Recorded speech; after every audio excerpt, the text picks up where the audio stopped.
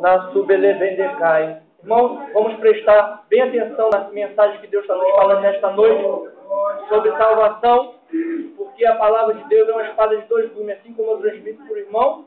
Eu também sinto aqui no coração a intenção de Deus de nos mostrar a verdadeira intenção do Espírito de Deus, do Filho de Deus. A intenção de Deus é que os homens venham entender a intenção do Filho de Deus, que é perdoar nossos pecados, nos limpar das nossas feridas, nos prosperar. Mas todas essas coisas e promessas que tem aqui na Bíblia, nós só vamos receber se formos fiel a Deus. Amém? Glória a Deus. Irmãos, no capítulo 26 de Atos, nós vamos ver como que Jesus falou para Saulo, capítulo 26 de Atos, versículo 18. Então, quando nós analisamos a Escritura, nós conhecemos o pensamento do Filho de Deus, porque uma coisa é os irmãos olhar uma pessoa na aparência e julgar a roupa da pessoa, não é verdade? Quando a gente pega um ônibus, a gente entra no ônibus, os irmãos veem que hoje em dia dá um certo clima, porque você não sabe se vai entrar um assaltante, se não está, se o que vai acontecer, se não vai, se vai ter um acidente, se não vai. Hoje em dia as pessoas vivem assim. Agora resolveram assaltar na Zona Sul, né? As pessoas na Zona Sul também não têm mais paz, eles estão roubando as pessoas no meio da rua. Então o mundo vive nesse clima de peso, né? Então quando a pessoa olha para outra aparência, para a pessoa pela aparência, ela não sabe se ela vai roubar, se não vai, porque quando eles entram na joalheria agora, eles vão de terno, vão de mala e rouba, não tem aquele negócio de rotular, é esse ou aquele que vai roubar. Mas indo para a palavra de Deus, nós conseguimos analisar uma pessoa pelas suas palavras, não é verdade? A gente conversa com a pessoa e vê a intenção dela. Tem gente que até diz, deixa ela falar que você vai ver a intenção dela, não é verdade? Então quando nós analisamos a Escritura, nós vemos a real intenção do Filho de Deus, que é o que nós vamos ler no capítulo 26 de Atos, versículo 18. Jesus falou para Saulo, que chamou ele para abrir os olhos dos cegos, tirar das trevas para a luz, do poder de Satanás para Deus, a fim de que receba a remissão dos pecados e sorte entre os santificados pela fé em Jesus Cristo. Terra. Então, os irmãos, através disso, entende que o Filho de Deus tinha uma boa intenção para com o ser humano na terra. Não é verdade?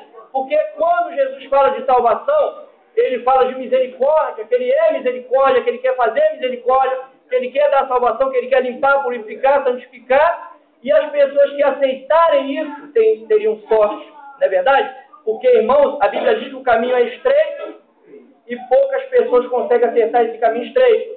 Porque o caminho estreito requer renúncia. E as pessoas querem ir para o caminho largo porque é mais fácil. Mas Jesus falou para Saulo, no capítulo 26 de Atos,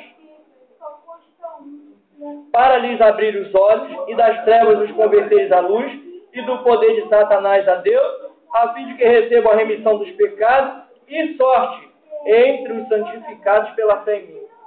Irmãos, se nós tivermos a sorte de ser santificados pelo Filho de Deus, nós vamos morar no céu, aonde a palavra de Deus diz em Apocalipse que todas as coisas vão ser esquecidas.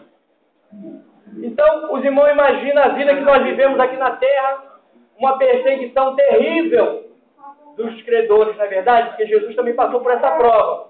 Os irmãos veem que quando vai chegando o final do mês, nós já estamos ali espremidos ali com aqueles problemas todos, é conta disso e conta daquilo, tem que comprar isso, tem que comprar aquilo. Ainda mais quem tem criança pequena, que o negócio fica mais estreito, que é leite direto, tem que comprar. E os irmãos veem que a Bíblia diz que no capítulo 21 de Apocalipse, o novo céu e a nova terra. Essa é a esperança do cristão. Por que da nossa renúncia? Porque nós cremos nessa palavra do Filho de Deus, nós cremos no sacrifício do Filho de Deus e na promessa do Filho de Deus, né? Terra, no céu há muitas moradas, não é verdade? E Jesus falou que ia preparar lugar para cada um de nós. Nós não estaríamos sozinhos porque Ele ia enviar o Consolador. E nós temos sentido essa presença nessa noite. E as palmas glorificam o Senhor, amém, irmão? Irmão, capítulo 21 de Apocalipse, versículo 1. O novo céu e a nova terra. Teve um novo céu e uma nova terra, porque já o primeiro céu e a primeira terra passaram, e o mar já não existe. Irmão, não é impressionante? Teve um novo céu, uma nova terra, porque já o primeiro céu e a primeira terra passaram e o mar já não existe. Aí chega na terra, aqueles empresários pegam aquele dinheiro que ele tirou ali do imposto, manda para as ilhas lá fora, para aqueles bancos lá que ninguém sabe nem onde estão o dinheiro, e vai juntando aquele tesouro ali na terra. Mas a Bíblia diz que vai ter um novo céu e uma nova terra, né? Então, muitas das vezes, o homem está plantando aqui na terra, está semeando aqui na terra, e ele não sabe o fim que vai ter, não é verdade? Porque a Bíblia diz que aquilo que nós vamos plantar é aquilo que nós vamos colher. E muito mais ainda com Deus, porque Deus é justo para nos dar a cada um segundo as suas obras, não é verdade? E eu, João, vi a santa cidade, a nova Jerusalém, que de Deus descia do céu, adereçada como uma esposa ataviada para o seu marido. E ouvi uma grande voz do céu que dizia: eis aqui o tabernáculo de Deus com os homens, pois com eles habitará, e eles serão seu povo, e o mesmo Deus estará com eles, e será o seu Deus. E Deus limpará de seus olhos toda lágrima, e não haverá mais morte, nem pranto, nem clamor, nem dor, porque as primeiras coisas são passadas. Glória a Deus. E o que estava sentado sobre o trono disse: eis que faço nova todas as coisas, e disse-me: escreve, porque essas palavras são verdadeiras e fiéis. E disse-me mais: está cumprido. Eu sou o Alfa e o Ômega, o princípio e o fim. A quem quer que tiver sede, de graça lhe darei da fonte da água da vida. Quem vencer, herdará todas as coisas, e eu serei seu Deus, e ele será meu filho. Está vendo? Sorte entre os santificados. Não é verdade? No capítulo 26 de Atos, versículo 18. E olha o que ele está falando em capítulo 21, versículo 7. Mesmo Deus falou: quem vencer, terra, herdará todas as coisas, e eu serei seu Deus, e ele será meu filho. Mas quanto aos tímidos, e aos incrédulos, e aos abomináveis, e aos homicidas, e aos fornicadores, e aos feiticeiros, e aos idólatras, e a todos os mentirosos, a sua parte será no lago que arde com fogo e enxofre, o que é a segunda morte. Capítulo 20, versículo 11, o juízo final. E vi um grande trono branco e o que estava sentado sobre ele, de cuja presença fugiu a terra e o céu, e não se achou lugar para eles. E vi os mortos, grandes e pequenos, que estavam diante do trono. E abriram-se os livros, e abriu-se outro livro, que é o da vida, e os mortos foram julgados pelas coisas que estavam escritas nos livros, segundo as suas obras. Está vendo? E deu os mares os mortos que nele havia, e a morte e o inferno deu os mortos que nele havia, e foram julgados segundo as suas obras. E a morte e o inferno foram lançados no lago de fogo. Está vendo? Nós lemos aqui, né, que no capítulo 21, versículo 8, né, a sua parte terá no lago que arde com fogo e enxofre, o que é a segunda morte. A segunda morte. Nós lemos no capítulo 20, versículo 11 em diante, no 15 diz: e aquele que não foi achado escrito no livro da vida, foi lançado no lago de fogo. Então nós, aqui na terra, nossa renúncia, a Bíblia diz que um mínimo peso, né, de sofrimento nosso é um eterno peso de glória. Um mínimo sofrimento, um eterno peso de glória. Então tudo que nós sofremos aqui, preservando esse corpo, preserva para a vida eterna. Gastou o corpo aqui, a Bíblia diz que vai abrir o livro, os livros, né, e outro livro, e tudo que nós fizemos aqui na terra vai ser julgado. Mas aqueles que estiverem do lado de Cristo, porque vai ter um lado que vai ter os que são justificados por Cristo, e aqueles que não querem Cristo. Os que são justificados por Cristo, Jesus vai separar e falar: esse aí eu conheço, esse é João, esse é Maria, esse é José, não é verdade, terra? Mas aqueles que Jesus não conhece, como é que ele pode justificar? Mas aqui nós lemos que quem vencer herdará todas as coisas, e eu serei seu Deus, e ele será meu filho. Não é verdade? Então, os irmãos veem que quando uma mãe ela tem 15 filhos, como acontece lá no Nordeste, ela chama cada um pelo nome, terra. Ela vai ali, é José, Maria, não erra o nome não, irmãos. Então nós estamos vendo aqui, né, o pai também não erra o nome dos seus filhos, ele conhece cada rosto de cada filho. E nós estamos vendo aqui: quem vencer herdará todas as coisas, e eu serei seu Deus, e ele será meu filho. Para que Cristo nos tenha como filho, não é verdade? Nós vamos ter que renunciar. E nós lemos aqui que quem crê e for batizado vai ser salvo. Mas quem não crê, já está condenado. Então, esse já está condenado é porque o nome dele não foi escrito no livro. Mas quando o nome foi escrito no livro, nós já temos o direito à salvação. Porque a Bíblia mesmo relata que escreveu aqui na terra, é escrito no céu. Amém, irmãos? Vamos glorificar o Senhor.